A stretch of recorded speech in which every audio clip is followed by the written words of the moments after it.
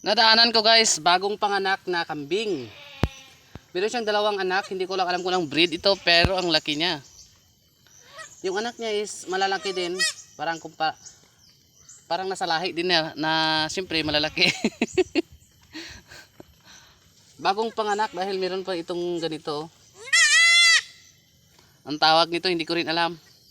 Ginutom yung nanay sa panganganak guys, kaya kain siya ng kain. Meron pa pala ditong dugtong, ito yung ano, parang ito yata yung sinasabi nilang bahay bata ng kambing.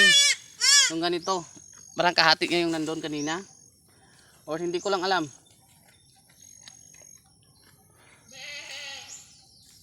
Pero alam ko parang bahay bata siguro yun. Yung nakabalot doon sa batang kambing sa loob ng tiyan, ganun.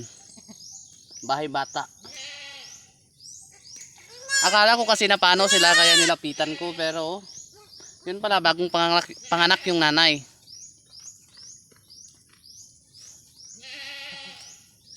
Sa pagliliver niya sa kanyang panganganak, yan na nga, ginutom siya. O tingnan nyo guys, kinakain niya yung bahay bata. At saka meron pa kasi doon. Parang nahati yung bahay bata niya, hindi ko lang alam. Siguro yung una nandun, yung pangalawa dito banda, ganun. Kasi dalawa yung anak niya na malulusog din. Pero ito nga lang, problema kanina is naulanan siya. Bagong panganak talaga kasi fresh na fresh yung bahay bata.